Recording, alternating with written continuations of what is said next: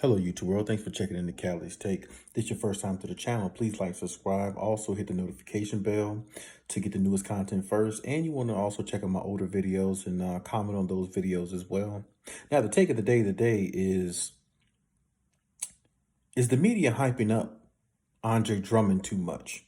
Are they putting too much emphasis on who Andre Drummond could be to the Lakers rather than who he really truly actually is? Well, that's today's take of the day, and let's just go ahead and talk about that. Now, when I see Andre Drummond, even before he got to the Lakers, I see him as a player who a lot of people look at as a rebounder, a grinder, and pretty much that's it. He's not really a scorer. I mean, he can give you maybe 15 and 15, something like that, which is decent. And that's pretty much all the Lakers would need him for. But I feel like what's going on right now in the media and a lot of NBA analysts are sitting here making it seem like he's the savior for the team. And I think Skip Bayless also said this as well. He's not the savior to the Lakers. He's just a piece to the Lakers. And if you think he's going to come in there and save the day and just make them automatically a championship team, that's not what he's there for. I mean, yeah, he's a piece of the puzzle to a championship team, but he doesn't put them over the top as in like he's the best big man in the league. He's the best scoring big man in the league. No, he's none of those things. He's actually just a good player in the rights of what he does best. And that's rebound. That's, play defense, contest shots at the rim. And he's good at those things. I'm not going to say he's not. But what I'm saying is AD and LeBron still need to be healthy. And if they're not healthy, I don't care what Andre Drummond does. I don't care how many rebounds he gets. I don't care how many second chance points he gives them or second chance opportunities or any of that. If LeBron and AD is not 100%, you can cancel Christmas for them. They're just not going to go back to the finals, or even if they somehow made it, they definitely wouldn't win it. And at this point, the way the Nets look and all the talent that they're getting on that team, I don't really particularly give a damn whether the Lakers make it, Clippers, or whoever makes it from the West, because I'm not sure any of them could beat the Nets, the Brooklyn Nets as constructed right now. I'm just not 100% sure. So really, it might not make a difference who makes it to the finals. But my point is this, LeBron,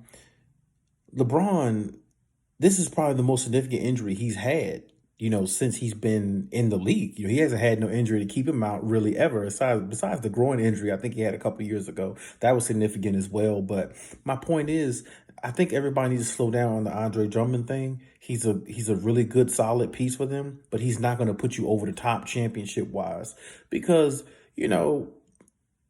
first of all, they're thinking that he could make up for JaVale McGee and Dwight Howard. The problem is Andre Drummond has never won in the playoffs. Andre Drummond has never had playoff experience to the point where he's celebrated victories and wins and making it to the third, fourth, round in the playoffs and, help carrying a team. Andre Drummond has never done that. When they lost JaVale McGee and Dwight Howard, you lost two players that are champions. Dwight Howard won the championship with the Lakers last year. He helped them with the defensive rebounds, defense, playing, playing as a big man in the paint, contesting everything at the rim. So did JaVale McGee. But you're talking about Dwight Howard before the Lakers years ago. He actually led a team in Orlando Magic to an NBA Finals against the Lakers, against Kobe Bryant years ago. He was actually a superstar. And you're talking about a player in JaVale McGee who's played in big significant games with the Golden State Warriors and won a championship with them before he got to the Lakers last year. So if they think Andre Drummond is going to make up for those two type players, you're sorely mistaken because they have championship experience. And not only that, they've been deep in the playoffs to say they've actually helped the team get to the championship. Andre Drummond is a really good piece, but I don't know if he's the piece that everybody looks at him as the savior or the missing piece to the Lakers that's going to put them over the top. Because look at the teams in the West. You still got to go through Utah. They got Rudy Gobert. He's a rebounder. He gets point. He can get you 13 and 13 a game. Then you got to look at the Clippers. They got Serge Ibaka. Serge Ibaka can get you, maybe 12 and 10 a game. And plus, Serge Ibaka could knock down threes. Then you got to worry about Jokic. Okay, he can hurt Jokic in the paint, but what if Jokic actually decides to take him and pull him out to the 3-point line where Andre Drummond is in no man's land, where he can't defend and where he's useless? So when you play certain teams, his minutes are really not going to be that high because you have to play small ball against some of these other teams because Andre Drummond is just going to be in the way. So I don't want everybody to jump on this bandwagon of Andre Drummond is the savior, because that's what a lot of the media is making it seem like, especially Shannon Sharp for one. Like Andre Drummond is going to take them over the top. Okay, well, if you do get out the West for Andre Drummond, what is he going to do with DeAndre Jordan when they play against the Nets? What is he going to do with the three monster superstars they have in Brooklyn right now? Then they just added LaMarcus Aldridge, somebody who could take you out to maybe 18 feet from the basket, and you got to defend him because he can knock down that 18-foot shot. What is he going to do with people like that?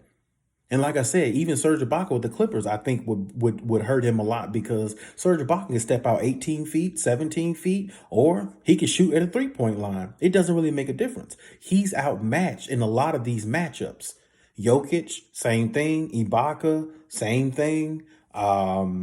Who else in the West? I mean, I think the only person in the West I think he might be able to bang within the paint who really can't give him anything else is maybe DeAndre Ayton, which is on the Phoenix Suns, because DeAndre Ayton scores all his points in the paint because he's not a shooter. So that's what I'm saying. Other than him and maybe one other one, whoever they face in the final, even if they face the Philadelphia 76ers in the finals, if the Lakers made it to the finals, what would he do with Joel Embiid?